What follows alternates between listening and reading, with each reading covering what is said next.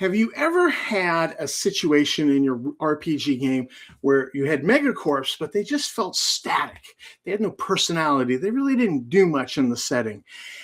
Megacorps in a gritty sci-fi setting, whether it's Star Frontiers, Traveler, Firefly, Alien, should be oppressive and big and active and have goals and personality. And this series of videos, we're going to be looking into playing megacorps in your games. This is going to be for Dungeon Masters primarily, and we're going to be looking at gritty sci-fi megacorps, whether it's Pan-Galactic Corporation in Star Frontiers, Blue Sun in Firefly, Weyland-Yutani in Aliens. Because in a gritty sci-fi universe, megacorps aren't just big companies, they're quasi-sovereign powers.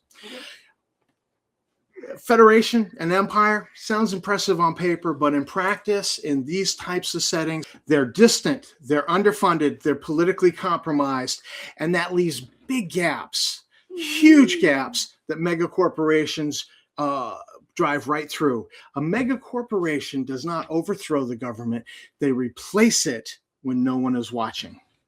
The goals of a mega corporation. Number one goal is profit above survival. First and foremost, profit will beat survival. And here's the key thing. Megacorps aren't evil for evil's sake. They're just indifferent. They don't care. There's acceptable losses. These are calculated.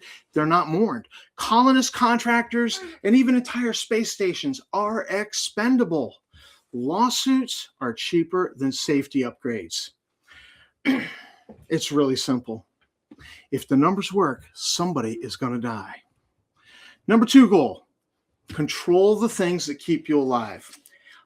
Power doesn't come from fleets, it comes from logistics. You can have the biggest battle fleet anywhere in the sector, but if you have no access to fuel, logistics, your battle fleet is useless. So megacorps will seek to control fuel, atomic fuel, ion fuel, experimental fuel, life support systems, and atmosphere processors.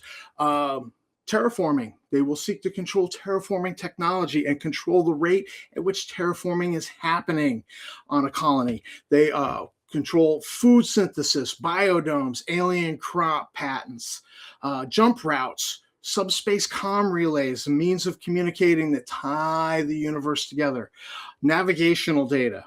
Colonies don't get to rebel against megacorps. They get cut off. That's what's going to happen. Number three goal is soft sovereignty. Out past the core worlds, megacorps don't just influence the law, they are the law. Company law on company worlds. Corporate security is police, judge, jury, jailer.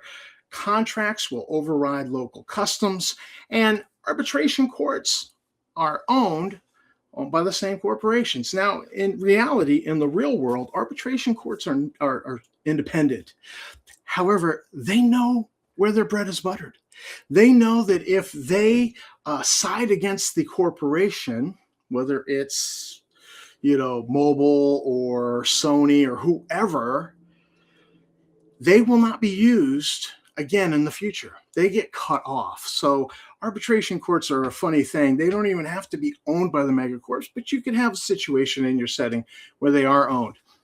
So for an adventure hook for the player characters in the soft sovereignty situation would be that they're suddenly illegal mid-mission. Come back from a mission and discover that your docking permit is expired. Fees to get legal again. The next goal is technological monopoly. Research in a gritty sci-fi setting is never altruistic. It's competitive, it's secretive, and it's usually illegal.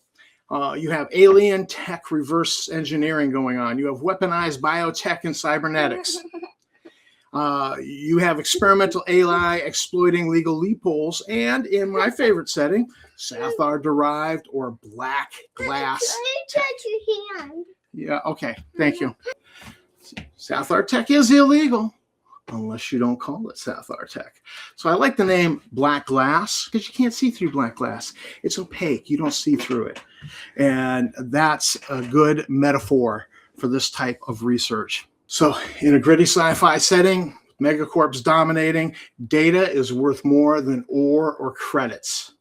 Suppressed survey, you'll have suppressed survey results.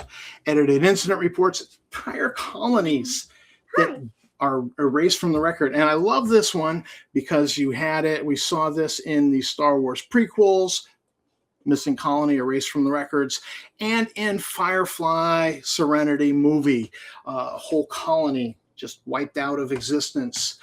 You see and then the megacorps will have media subsidies shaping public opinion.